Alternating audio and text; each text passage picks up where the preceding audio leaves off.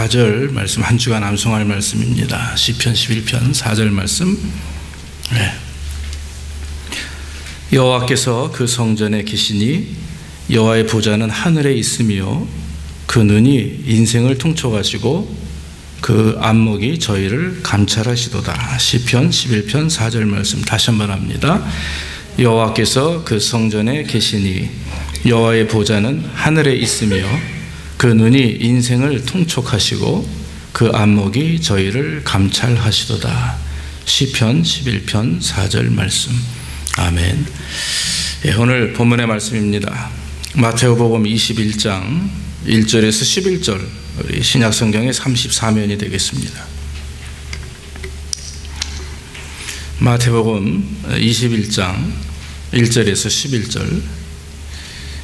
저희가 예루살렘에 가까이 와서 감람산 벳바기에 이르렀을 때 예수께서 두 제자를 보내시며 이르시되 너희 맞은편 마을로 가라. 곧 매인 나귀와 나귀 새끼가 함께 있는 것을 보리니 풀어 내게로 끌고 오너라. 만일 누가 무슨 말을 하거든 주가 쓰시겠다 하라. 그리하면 즉시 보내리라 하시니 이는 선지자로 하신 말씀을 이루려 하심이라. 일렀으되 시온 딸에게 이르기를 내 왕이 내게 임하나니 그는 겸손하여 나귀 곧 멍에 매는 짐승의 새끼를 다투다 하라 하였느니라. 제자들이 가서 예수의 명하신 대로 하여 나귀와 나귀 새끼를 끌고 와서 자기들의 겉옷을 그 위에 얹으매 예수께서 그 위에 타시니 무리의 대부분은 그 겉옷을 길에 펴며 다른 이는 나뭇가지를 베어 길에 펴고 앞에서 가고 뒤에서 따르는 무리가 소리질러 가로되 호산나 다윗의 자손이여 찬송하리로다. 주의 이름으로 오시는 이여 가장 높은 곳에서 호산나 하더라. 예수께서 예루살렘에 들어가시니 온 성이 소동하여 가로되 이는 누구냐 하거늘 무리가 가로되 갈릴리 나사렛에서 나온 선지자 예수라 하니라. 아멘. 아멘. 오늘은 왕이신 그리스도라고 하는 제목을 붙였습니다. 오늘 이제 종료주일입니다. 종료주일은 고난주간 그 전 주일날을 말합니다. 그래서 예수님이 예루살렘 성에 입성하실 때 군중들이 종려나무 가지를 흔들며 주님을 맞이했다 해서 교회력으로 이제 종료주일로 이렇게 삼고, 내일부터는 한 주간 고난주간입니다. 금요일 날 오후에 예수님이 십자가에 달려 돌아가시고 주일날 아침에 부활하셔서 주일은 부활주일이 되는 것입니다. 3월 첫 주 수요일부터 사순절이 시작되었습니다. 그래서 고난주간 마지막 토요일까지가 이제 사순절의 기간이고요. 그리고 나서는 주일날 부활절을 우리가 맞이하게 되는 것입니다. 매년 우리가 종료주일과 한 또 고난주간 부활주일을 섬기고 있는데, 저는 개인적으로 예수님의 탄생을 기리는 성탄절보다 더 의미 있고 또 우리 믿는 성도들에게 더 축복의 시간이라고 저는 믿습니다.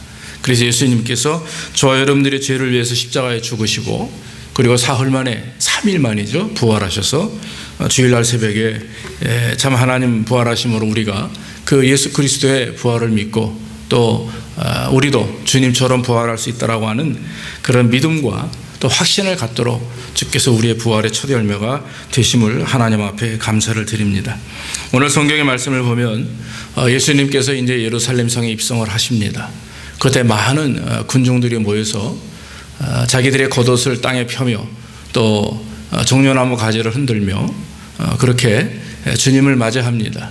오른쪽에 있는 나무의 모습을 보면 저건 어느 정도 종려나무를 비슷하게 만든 것인데, 이 종려나무가 우리나라 말로 대추야자 나무입니다. 그래서 굉장히 높죠. 키가 크고 보통 한 5m 이상 되는 것 같습니다. 끝부분이 이제 저렇게 이제 날카롭게 이렇게 둥그렇게 이렇게 펴 있는 그런 나무인데, 그 나무를 땅에 깔고 또 그 나무를 흔들면서 호산나 다윗의 자손 예수여라고 외치며 주님을 맞이하게 되는 것입니다. 왜 예수님께서 예루살렘 성을 가시는가?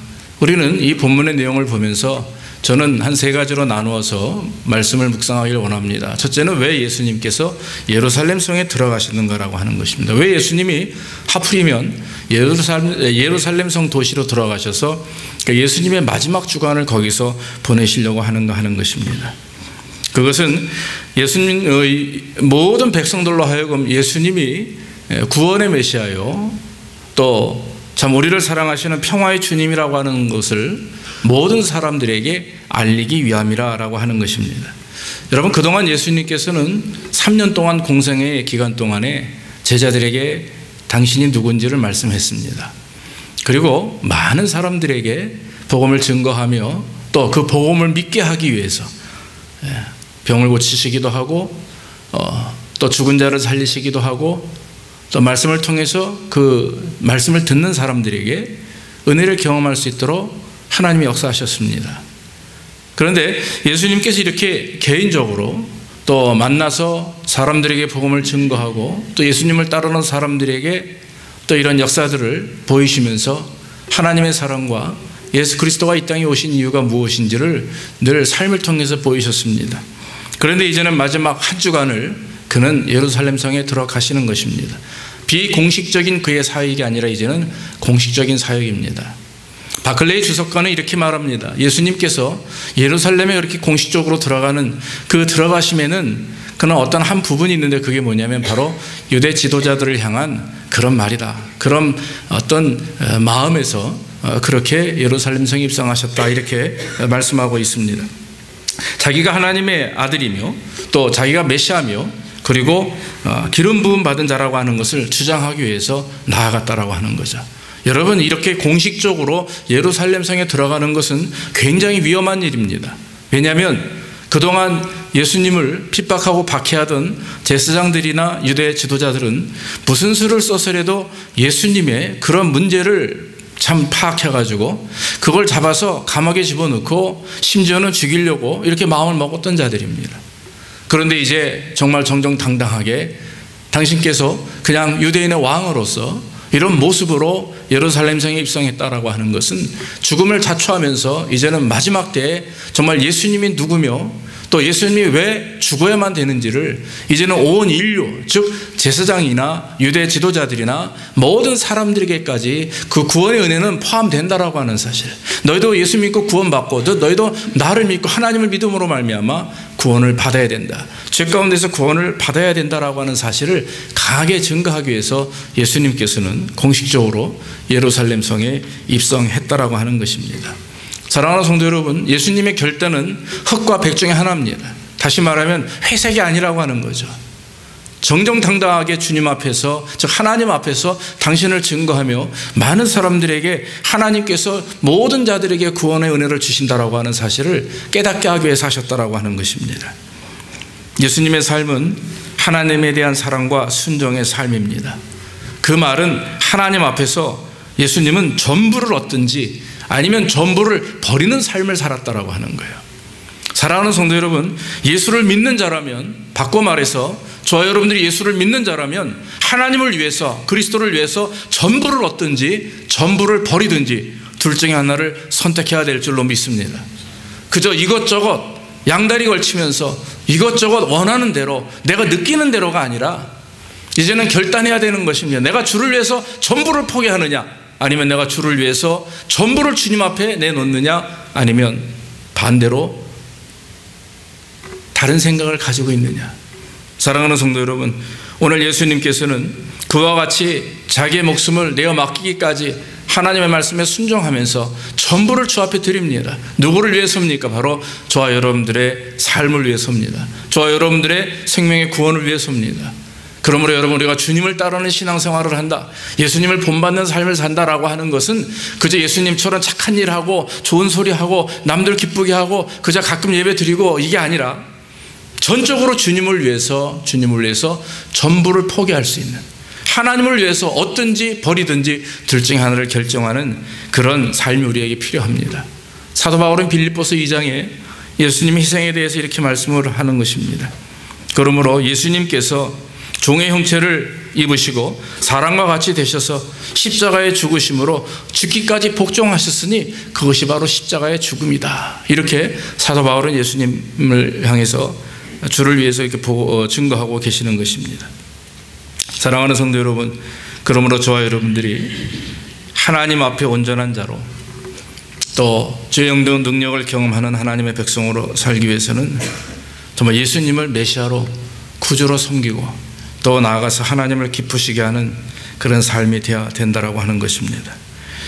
오늘 예수님께서 예루살렘에 입성하실 때 예수님은 단호하게 당신이 메시아시며 또 우리를 구원하시는 구주가 되심을 군중들에게 보이시는 것입니다.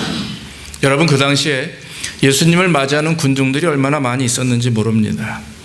예루살렘은 6월절 기간이었기 때문에 수없이 많은 사람들이 예루살렘에 모였다고 합니다. 어떤 역사의 기록을 보니까 6월절 기간에 예루살렘 시내에서만 잡힌 양의 마리수가 25만 마리가 넘는다고 그래요. 그런데 그 당시 구약의 어떤 법으로 인해서, 율법으로 인해서 10명당 한 마리 정도의 양을 잡을 수 있다고 합니다. 그러면 25만 마리니까 10명에 한 마리면 250만 명이 모인 것입니다. 근데 만약에 10명에 두 마리를 잡았다고 하면 500만 명이나 되는 것입니다. 한마디로 말하면 팔레스틴에 있는 모든 유대인들이 하나님을 믿는다라고 이렇게 소리치는 사람들이 다 예루살렘에 모여들었다라고 하는 거죠. 정말 이스라엘이 모두 다 예루살렘으로 집합했다라고 해도 과언이 아닐 것입니다. 그들 앞에서 예수님께서는 당당하게 나귀를 타고 바로 예루살렘 성으로 입성하셨다라고 하는 것입니다. 여러분, 참 재밌는 얘기죠. 6월절 날 그것도 예수님께서 예루살렘에 입성하셨다. 저는 이 말씀을 묵상하면서 6월절에 대한 의미가 다시금 생각이 납니다. 애굽에서 가나안으로 하나님께서 모세를 세우시고 이스라엘을 출애굽하십니다. 이끄시죠. 자, 그때 바로의 마음을, 강박한 마음을 풀게 하기 위해서 하나님이 사용하신 마지막 재앙은 아시다시피 장자 재앙입니다. 그래서 첫 것, 사람이든 짐승이든 첫 것은 다 하나님이 그의 생명을 거두어 가셨습니다. 그러나 하나님께서는 이스라엘을 살리시기 위해서 모세에게 말씀을 합니다. 어린 양을 잡아 피를 문설주에 바르고 또 그것을 바르는 그 가정은 그 죽음의 천사가 넘어갈 것이다. 그래서 이 패스오버라고 하는 의미에서 6월절이라고 이렇게 절기를 삼습니다. 모세 이후에 가나안에 들어가서 6월절은 잠시 사라졌다가 나중에 여러분들 아시다시피 우리가 역대상에 보면 요시아를 통해서 다시금 6월절이 시작되는 것을 우리가 성경을 통해서 볼 수가 있습니다. 6월절이라고 하는 의미는 너무나도 중요한 일입니다. 오늘 예수님께서는 당신이 십자가에 죽으시는 것이 바로 어린 양으로서 모든 인류를 위해 구원하시는, 또 모든 인류의 죄를 속하시고 그들에게 생명을 부어주시기 위해서 당신이 직접 어린 양이 되심으로 십자가에 달려 죽으시는 모습을 바로 그 군중들로 하여금 깨닫게 하기 위해서 예수님은 6월절을 선택하셨다, 저는 믿습니다. 그러므로 예수님께서 6월절 의미로 주 성경에서 말씀하시는 그 예언을 성취하시기 위해서 주님이 예루살렘 성에 나귀를 타고 입성하시는 것입니다.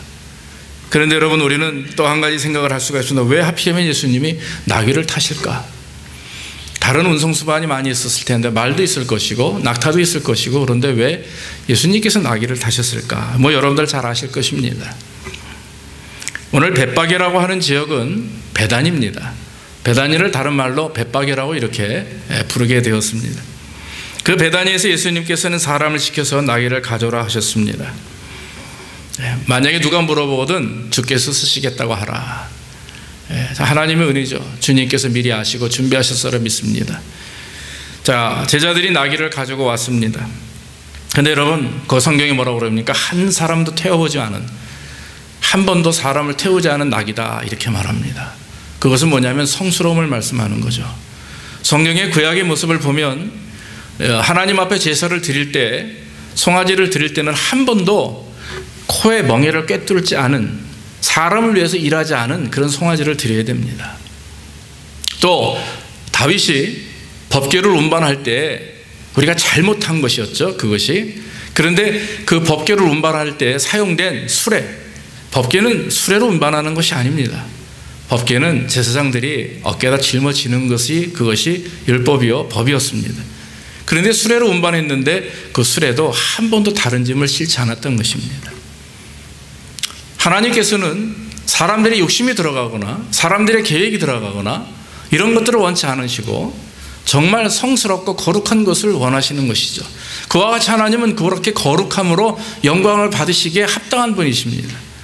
한 번도 사람을 태우지 않은, 구별된, 성별된 거룩한 그 나귀를 타고 주님은 입성하시는 것입니다. 예수님께서 나귀를 선택한 이유에는 두 가지 의미가 있습니다. 그것은 바로 예수님이 구약에서부터 예언하신 메시아라고 하는 사실을 깨닫게 하기 위함입니다. 오늘 여러분 본문의 5절 말씀에 보면 그것은 스가랴 9장 9절의 말씀입니다. 그 말씀이 바로 직접 적용되게 하기 위해서, 이루게 하기 위해서라고 마태는 그것을 그렇게 고백합니다. 시온 딸에게 이르기를 내 왕이 내게 임하나니 그는 겸손하여 나귀 곧 멍에 매는 짐승의 새끼를 탔도다 하라 하였느니라. 스가랴 9장 9절에 그대로 기록이 되어져 있습니다. 여러분들 우리가 아시다시피 이사야서 53장 4절로 6절에 보면 거기에도 예수님께서 십자가에 죽으실 것에 대해서 이미 이사야를 통해 하나님은 말씀하셨습니다. 그는 실로 우리의 질고를 지고 우리의 슬픔을 당하였거늘 우리는 생각하기를 그는 징벌을 받아서 하나님에게 맞으며 고난을 당한다 하였노라. 그가 찔림은 우리의 허물을 인하며 그가 상함은 우리의 죄악을 인함이라. 그가 징계를 받음으로 우리가 평화를 누리고 그가 채찍에 맞음으로 우리가 나음을 입었도다. 우리는 다 양 같아서 그릇 행하여 각기 제 길로 갔거늘 여호와께서는 우리 무리의 죄를 그에게 담당시키셨도다. 여기서 말씀하는 그는 바로 예수 그리스도입니다. 이미 구약의 예언자들은 예수님이 이 땅에 오실 것이고 십자가에 죽으실 것이고 부활하실 것을 다 말씀을 하셨습니다. 그렇기 때문에 예수님의 오심은 이것은 어느 즉흥적인 사건이 아닙니다. 이 신앙생활은요 즉흥적인 것이 아닙니다. 바로 하나님의 계획과 예언과 준비 속에 인도하시는 하나님의 은혜요 역사입니다. 사랑하는 성도 여러분, 바꿔 말하면 저와 여러분들의 삶은 하나님의 계획과 준비 속에 이루어지고 있음을 믿으시기를 주의 이름으로 축원합니다. 그때 즉흥적으로 하나님이 역사하시는 게 아닙니다. 하나님이 인도하시는 게 아닙니다. 안 보고 계시다가 보면 안 되겠지 이렇게 움직이는 게 아니에요. 사람은 그렇게 할 수 있어도 하나님의 은혜는 저와 여러분도 이미 선택하시고 구원하신 그 하나님의 은혜가 우리 안에 있기에 하나님의 역사하심 속에 우리는 지금 살아가고 있다라고 하는 것을 믿으시기를 주의 이름으로 축원합니다. 그래서 예수님께서 이 땅에 오신 것은 메시아로서 말씀을 그대로 이루시게 하기 위해서 예수님이 이 땅에 오셨습니다. 또 한 가지, 그러면 왜 하필 나귀를 타셨냐 하는 거죠. 나귀는 여러분 서양에서는 굉장히 천대받는 약한 동물로 평가되지만 팔레스틴 지역의 동방에서는요 나귀는 고상한 동물입니다. 그래서 사실 성경을 보면은 사사기에 보면은 사사인 야일의 아들 30명이 30마리의 나귀를 타고 옵니다. 그리고 아히도벨도 나귀를 탔고 사울의 아들 무비보셋도 다윗을 만나러 갈 때 나귀를 타고 갔다라고 이렇게 성경에 기록하고 있습니다. 이스라엘의 왕이나 이런 어떤 이스라엘의 왕의 권위를 드러내기 위해서는요 말을 타고 다닙니다. 전쟁에서 또 귀환할 때는 말을 타고 승리를 나타내며 이렇게 들어옵니다. 근데 사실 오늘 예수님께서는 충분히 말을 타시기에도 충분한 그런 상황이었습니다. 근데 예수님께서는 나귀를 타셨습니다. 나귀는 무엇을 말합니까? 겸손을 말합니다. 나귀는 평화의 상징이라고 하는 것입니다. 그러므로 예수님께서 나귀를 타신 이유는 평화 가운데 우리에게 오시는 구원의 왕이요 겸손의 왕이요 또 사랑의 왕이라고 하는 사실을 나타내기 위함입니다. 그 많은 군중들이 예수님을 바라보는 시각이 정치적인 메시아로 정말 이스라엘의 그런 어떤 해방을 위해서 로마의 압제에서 우리를 구원할 그런 구세주로 구원자로 무슨 개혁가로 좀 혁명가로 이렇게 바라보는 시각이 너무나 많았습니다. 가룟 유다도 그러한 관점에서 예수님을 바라보았기 때문에 실망하고 예수님을 은사 30냥에 팔았던 자입니다. 그러나 예수님의 생각은 예수님의 마음은 그게 아니었습니다. 내가 이 땅에 온 것은 내가 이처럼 나귀를 타는 것은 바로 고난을 받고 바로 우리를 위해서 너희를 위해서 십자가에 죽기 위하여 나 이렇게 왔노라 라고 구원의 또 사랑의 메신저로서 우리에게 오시는 것인 줄 우리가 믿습니다. 사랑하는 성도 여러분, 예수를 믿는다고 하는 것은 겸손을 실천하는 것입니다. 예수를 믿는다는 것은요 사랑을 실천하는 것입니다. 겸손을 생각하는 게 아닙니다. 겸손을 본받는 게 아닙니다. 실천하는 것입니다. 이미 겸손하신 주께서 내 안에 있으므로 이미 사랑의 주께서 내 안에 있으므로 그대로 실천하는 것이지 그것을 본받는다 사랑해야지 하는 것은 아직 우리 안에 그리스도가 임재하지 않았다라고 하는 거죠. 아직까지도 내 안에 주님이 주인이 되시지 못했다라고 하는 것입니다. 그러므로 사랑하는 성도 여러분, 오늘 우리는 이 말씀을 통해서, 예배를 통해서 정말 낙이 타시고 예루살렘 성에 입성하시는 그 주님, 당연히 죽을 줄 아시고 마지막을, 그 일주일을 예루살렘 성에서 모든 인류를 향하여 십자가를 받으시고 죽기까지 복종하실 그 마음으로 오시는 그 예수님을 여러분들이 맞이하시기를 주 이름으로 축원합니다. 그래서 그런 주님을 의지하고 그 주님의 겸손을 실천하고 또 예수님의 그 사랑을 실천할 때, 그때 종료주일과 고난주간과 부활주일이 우리에게 은혜가 있는 것이지, 그것이 우리의 삶 속에서 멀어진다면, 그것이 이분화돼서 나눠져 있다면 우리는 절대로 고난주간과 부활주일을 기쁨으로 감사함으로 받아들일 수가 없다라고 하는 것입니다. 많은 군중들이 예수님을 향해서 소리치며 호산나를 외칩니다. 그런데 여러분, 그 수없이 많은, 수천이 될지 수만이 될지 모르겠어요. 그 당시 상황이 얼마나 많은 사람들이 모였는지 모르겠지만 아마도 새카맣게 사람 수로 셀 수 없을 정도로 예수님 주변에는 수없이 많은 사람들이 모였을 것입니다. 왜냐하면 예수님은요, 그 당시 센세이션이었어요. 사람들의 귀에 예수 하면 모르는 사람이 없을 정도로 소문이 자자했을 겁니다. 가는 곳마다 병든 자들이 그 앞에 가면 나음을 입습니다. 심지어는 죽었던 사람도 살렸다라고 소문이 돌았을 것입니다. 그 예수님을 따르는 많은 제자들이 있는데 심지어는 제자들까지도 그 능력을 행하더라, 아마 소문이 났을 것입니다. 예수님을 따르는, 그 당시 예수님 앞에 나와서 종려나무 가지를 흔들며 환호하고 외쳤던 사람들, 그 사람들은 세 가지 분류로 나눠질 수가 있습니다. 첫 번째 사람들은 구경꾼입니다. 그 많은 소식을 듣고 그 센세이션을 일으키는 그 예수가 누군지 한번 얼굴 한번 보자라고 모여든 사람들입니다. 장상꾼이 오면 막 모여드는 사람이 있듯이 아마도 그런 식으로 모여들었을 것입니다. 남들이 손을 드니까 나도 같이 손을 들고, 남들이 주여 하니까 이렇게 한번 보고, 아, 주여라고 이름을 부르나 보다 한번 불러보고, 이런 사람들일 것입니다. 그런데 여러분, 재밌는 사실은 거기서 주여라고 손을 흔든들 구경꾼들이 일주일 후에 예수님을 십자가에 못 박으라고 빌라도 법정에서 소리를 쳤던 사람들이 바로 그 사람들이라고 하는 거예요.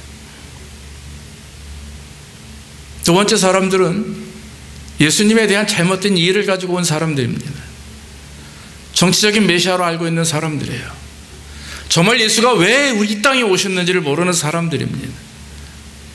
그저 예수는 하나의 종교 지도자고, 그저 교회 다니면 복을 받는다고 하고, 열심히 십자가가 세워지는 걸 보고 아이고 교회가 왜 이렇게 많은가라고 얘기하고, 예수님을 알지만 믿지 않는 사람들이에요.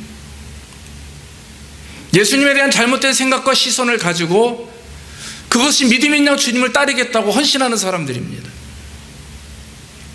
정치적인 메시아로서, 사회주의자로서, 혁명가로서 잘못 알고 주님을 따랐던 자들, 무엇인가 한번 대박을 터뜨려가지고 이스라엘을 변화시키고 구원하고 로마 사람들을 다 물리치고 그러고 싶은 마음으로 주님을 따랐는데, 주님을 환호했는데 막상 보니까 이리저리 얻어맞기도 하고 침뱉음을 당하고 심지어는 죽도록 매맞아서 십자가에 달려 죽어버려.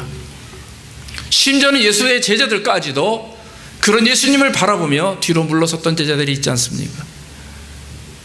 오늘날 크리스찬들 중에 이런 사람들이 있다라고 하는 거예요. 예수님을 믿는다고 하지만 그 믿음이 아니라 알미고 지식이고, 예수님을 깊이 경험하지 못해서 그저 예수님의 고난보다는 주님이 주시는 축복과 던져주시는 그 빵과 그 먹을 것을 위해서 주님을 쫓는 자들이 얼마나 많이 있는지 모른다고 하는 것입니다. 그러나 마지막 부류의 사람들은 그렇지 않습니다.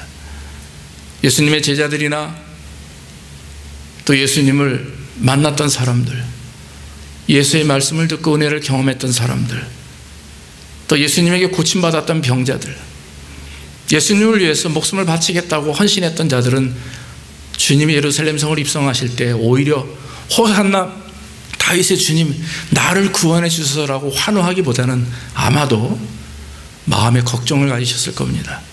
주님 이렇게 오시면 죽으실 텐데, 이렇게 주님 오시면 고난 받으실 텐데, 그런 생각으로 주님 앞에 나와서 기쁨과 안타까움이 하나가 되어서 주님 앞에 나옵니다. 그러면서 주님을 환영하고 주님을 맞이하는 제자들과 성도들도 있을 것입니다. 사랑하는 성도 여러분, 예수의 종류의 사람들은 다 우리와 같은 사람들입니다. 우리는 어느 때는 구경꾼과 하는 입장이 있을 때가 있습니다.